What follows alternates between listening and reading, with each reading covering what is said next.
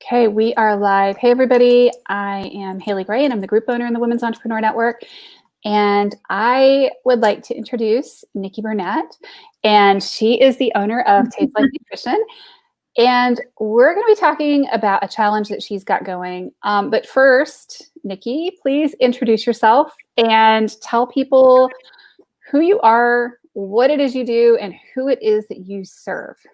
Okay, so Taste Life Nutrition is the company. It's my practice. I'm a functional nutritionist. What that means is I tend to run labs. I like to look at how the body's functioning in order to understand truly how and why the body's functioning as it is, or maybe dysfunctioning as it is. And so I work with a lot of people who are the high achievers and they have all of these great things going, and then but something's holding them back. And so I work with people with autoimmune conditions, with GI dysfunction and fertility issues and hormone imbalances, and it's really kind of all across the board. I'm told that I should niche and just go one direction. I'm like, I like it all. It's all fun. So, we look at food, we look at environment, we look at stress, and we look at sleep, and we look at all of the factors that go into really what it takes to create a good, healthy body. And then we try to implement change in all of those areas as much as we possibly can. And then, of course, there's going to be, some supplementation, therapeutic supplementation for certain situations. So how's that? That works. So what are the most common things you see caused by sugar? Oh, goodness gracious. Interestingly, this is one that's just sort of close because I just recently heard it. I have someone who just went through one of the challenges, decided he has MS, multiple sclerosis. And so it's been a long journey for him, but he's not been able to give up the sugar. And so he couldn't figure out why he wasn't sleeping well and why he would sweat all night long.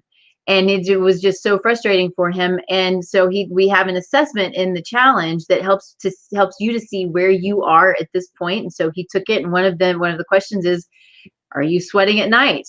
So he cut out sugar, and his MS symptoms have decreased. He's not sweating anymore. He's sleeping better. It's kind of an amazing, quick turnaround. It's one of those things when it happens so quickly, you just get really excited about it. And that's a relatively simple fix. It is relatively simple, but sugar can cause, besides, your typical, it can cause fatigue and cause, your ups and downs and your glucose spikes and dips and that kind of thing. But pain and inflammation, it's incredibly inflammatory.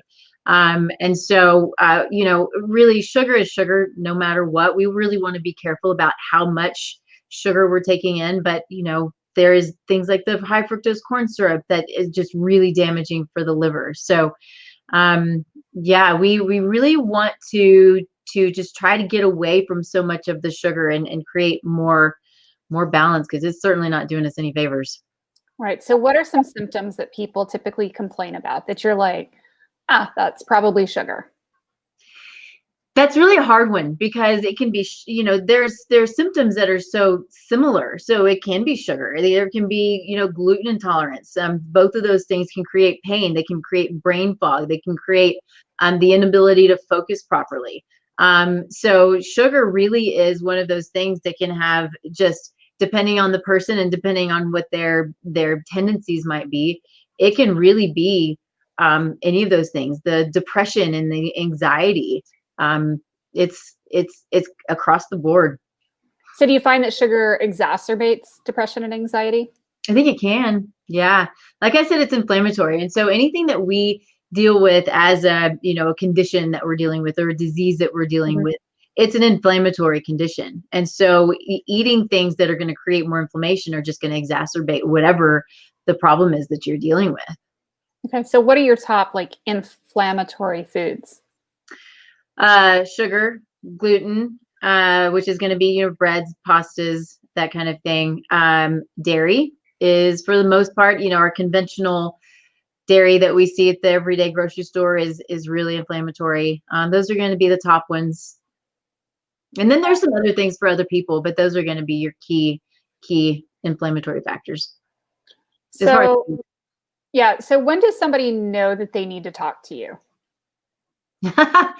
Well, I would like to say somebody who's not feeling terrible should talk to me, because then we can keep them from not feeling terrible, but that's never the way that it works. So, people who come to see me, if there's, it kind of goes back again to if there's brain fog, if there's pain somewhere, if a lot of people, these days, really so much of my client base is going to be autoimmune and GI, and they're really linked, but there's so much bloating and discomfort and pain, and all the stuff that we're dealing with in our gut that can be there for many, many different reasons.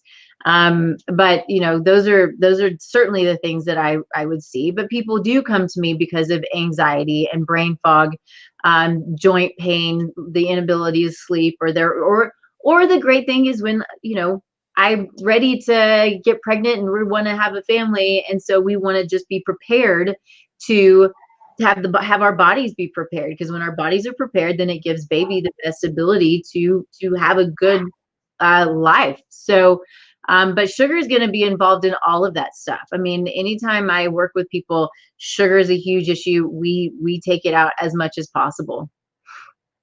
Absolutely. Yeah.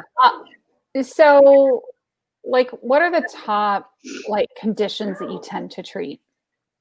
So we got to be careful because I don't treat. I'm a functional nutritionist, but I'm not a functional medicine physician. So it's just one of those things, especially when we're live, I've got to be careful. But I work with the body and we try to find out the root cause of the condition in order to find balance.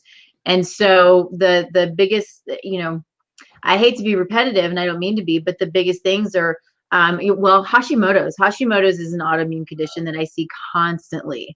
So it could be Hashimoto's, it could just be thyroid imbalances that we're seeing. I see a lot of that.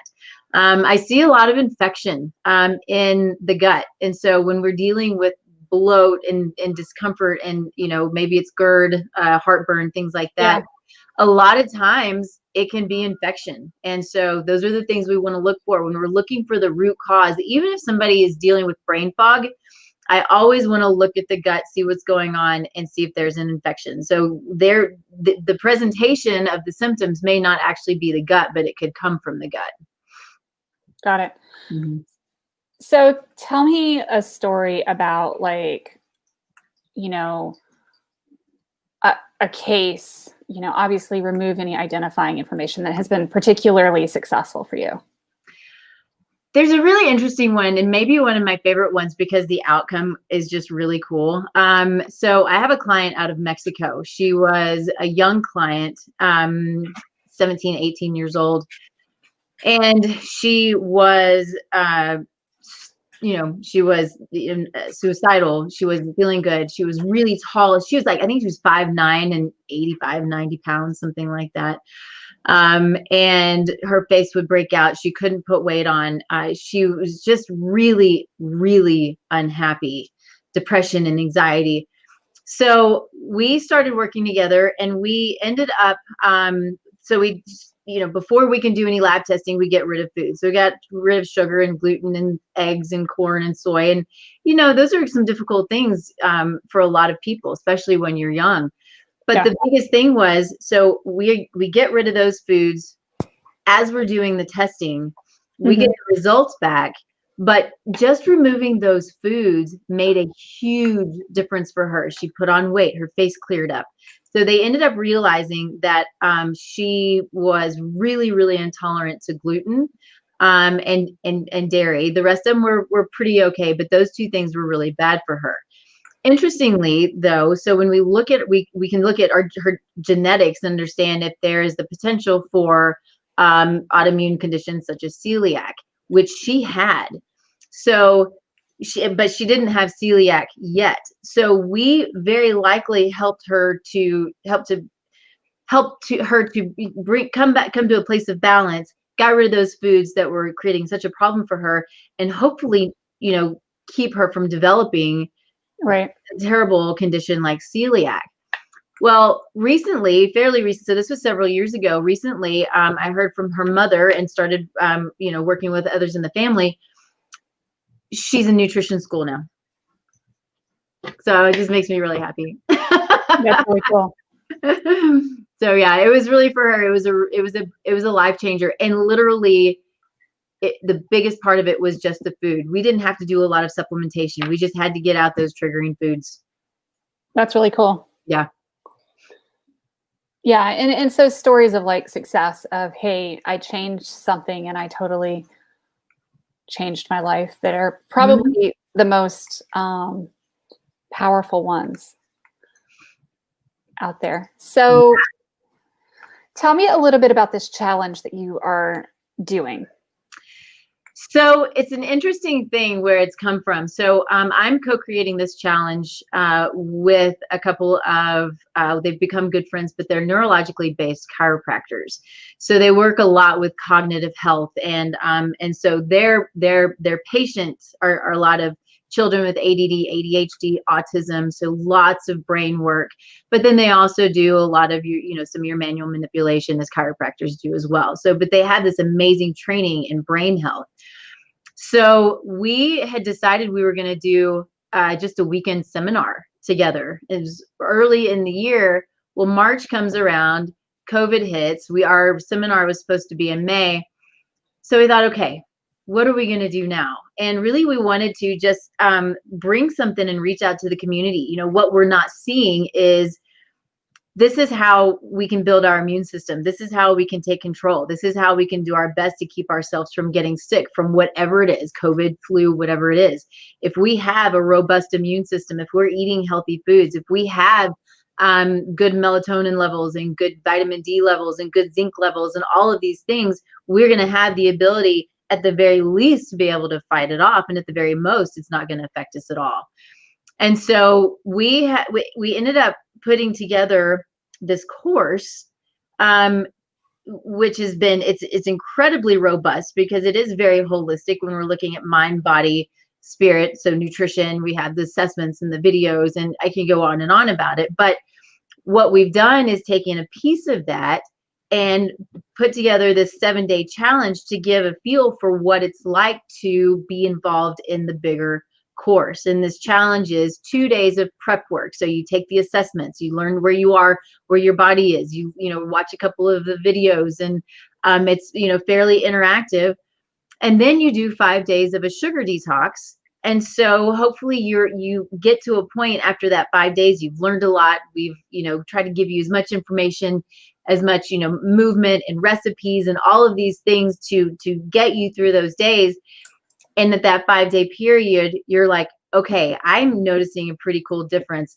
I'm feeling really good. And maybe that's as far as you need to go, or maybe you want to move on and do the full on 12-week program. It kind of depends on where you are in your world, Yeah, totally. Yeah. So what made you decide to do this? I think I love working with clients one-on-one, but I also know that there's a lot of information out there that's just really terrible information. And, I did this before, in knowing anything about nutrition and going to nutrition school, but I would research and I would go online and I would read the books, and there would be the new fads and the new this and all of the things. And I would get confused. My clients get confused. Everybody gets confused because nobody knows what's right or wrong. And really what it is, it's about you. It's about me. It's about each of us as individuals, because we're all unique. We're all biochemically different than everybody else. Our environment's different. Even if we're under the same roof, we react to things differently. And so the reason we have these assessments, and so we have the one assessment for the challenge, but for the full course, we have assessments throughout, so you can track your changes. You can kind of mold this course and the challenge, but mold it to you for where you are and what you need. I'm sorry, got my phone ringing. And then which allows you to continue through the course that suits you and not everybody else, because that's what we're trying to get away from, is assuming that I'm just like everybody else and you're just like everybody else, because we're not. Yeah, no, I've seen that. Mhm. I think my personal favorite is that I had bariatric surgery 18 months ago, and I've had a lot of people who sell different lotions and potions and diet programs they're like, yeah, I work with bariatric patients all the time. And I'm like, and what do you know about the particular procedure I had? Oh, I've never heard of it, but I'm sure that this is perfectly safe for you. Yeah. Yeah, it's a hard thing. It's we all have our unique set of rules for ourselves essentially. And when I work with people one-on-one, I've never done a protocol that's the same. Mhm. Not one time. And so although this is going to be a little more general, it's not going to be, this one-on-one, work like I would do with my clients over a period of time. It still is, it's the beginning. It's what I would do with people very, very often in the beginning of a program to allow us to understand what's going on with their body without running labs. Because obviously, typically when I'm working with somebody, I would run labs. But let's find out what food your body's reacting to. Let's get you off sugar. Let's get you off the inflammatory foods. Let's educate those who want to know about why gluten's a problem. Is meat good? Is meat not good? What fat is good? What fat is not good? And really digging into the nitty gritty and getting a little sciencey about it too, because I think it's important to understand a little bit of the science to understand your body and why these things are so important. Mm-hmm. Absolutely. Yeah. And I mean, I think it's fascinating because the more you know, the more you understand, the better you do with this stuff. Yeah. And then the more you realize you don't know. That's the thing too, is the more you know, the more you don't know, or the more you know, the more questions that you have. But that's why we're always the student, right? I love being the student. I took classes a couple of weeks ago for 2 days, and I love being the student because the more I question, then the more I can help my clients. So why would somebody work with a functional neurologist versus just go to their primary care doctor? Functional neurologist or nutritionist? I'm sorry, functional nutritionist. Yeah, just want to make sure we're on the same place.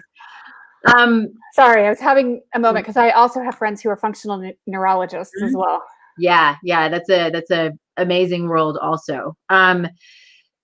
So it really kind of depends. And so where I am as a functional nutritionist is, I guess let's compare it to allopathic medicine, which is an amazing practice, right? It's really explain what allopathic medicine is for our audience. Kind of Western medicine, your everyday primary care practitioner.